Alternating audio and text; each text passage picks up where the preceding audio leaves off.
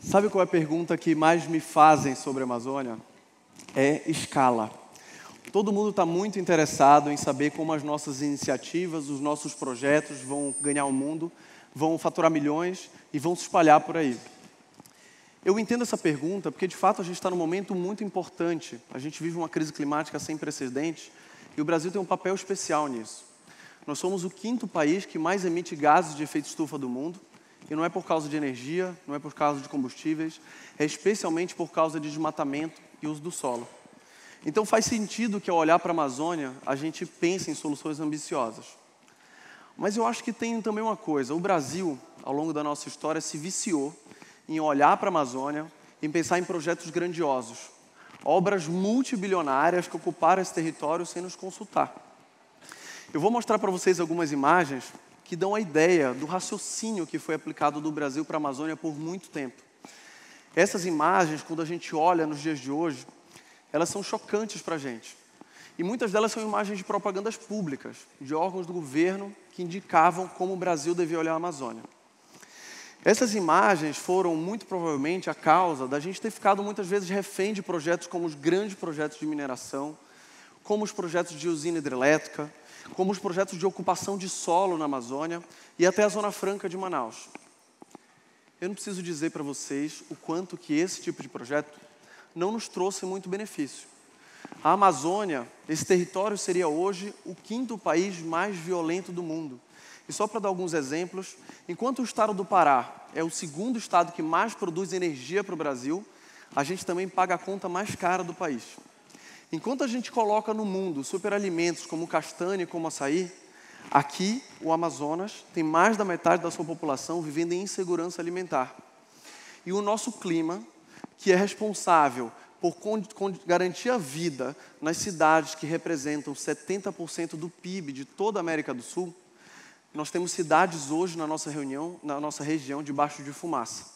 Esse é o caso de Santarém, esse é o caso de Belém, e os nossos rios, que agora estão cada vez menos navegáveis, estão se tornando em verdadeiros cemitérios. Eu não preciso ficar dizendo para vocês o quanto que esse modelo, pensado de fora para dentro, pensado com as grandes escalas, não deu muito certo para a gente. Nós somos num território tão grande, mas que seria também um dos mais violentos do mundo. Mas o motivo de eu estar aqui não é só para falar essa visão que o Brasil teve para a Amazônia por muito tempo.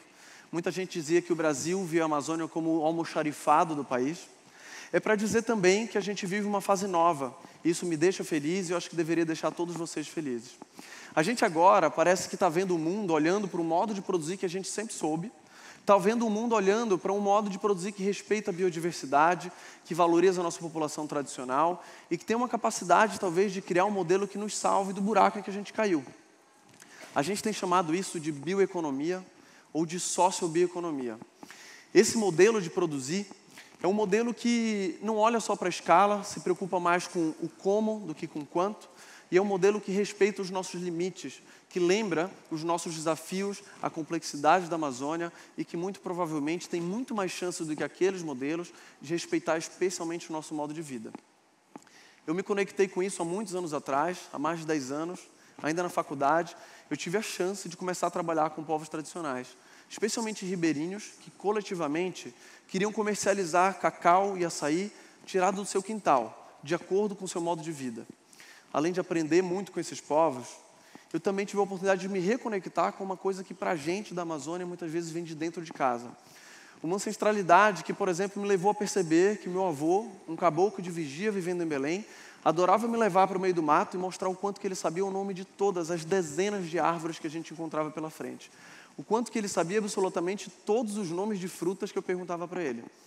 Essa espécie de Google amazônico a gente enxerga na região e é o nosso conhecimento tradicional que muitas vezes é esquecido nas nossas cidades.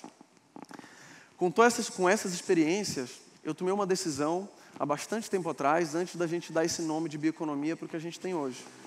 Eu escolhi trabalhar com isso, me tornei um empreendedor e junto com a minha sócia nós criamos um negócio que agora está completando 10 anos.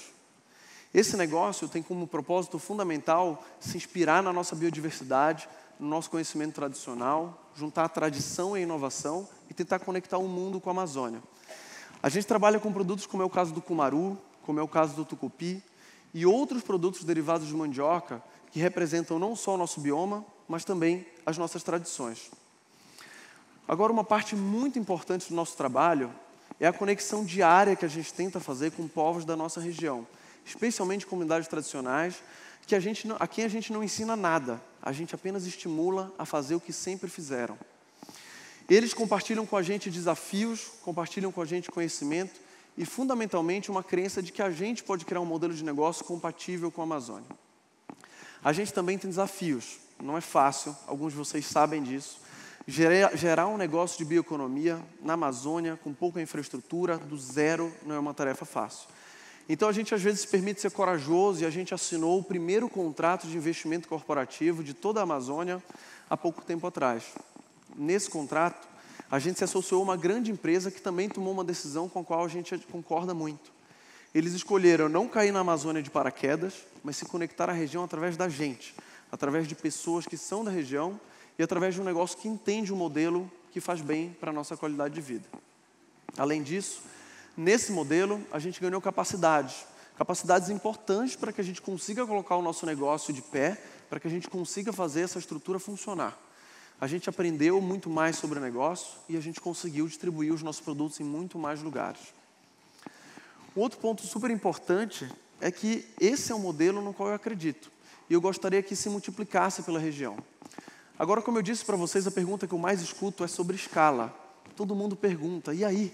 Quando é que vocês vão faturar muitos milhões de reais e ganhar o mundo e virar uma das grandes empresas da região de bioeconomia?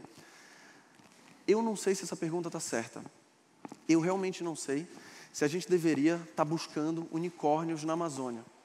Unicórnios são aqueles animais que não existem, mas que viraram apelidos de negócios que valem mais de $1 bilhão, que são famosos por crescerem muito rápido, deixar os investidores malucos, mas muitas vezes nascem nos Estados Unidos e muitas vezes são baseados em tecnologia da informação que não faz parte da nossa realidade. Eu não acho que essa é a escala que a gente deveria ter na Amazônia.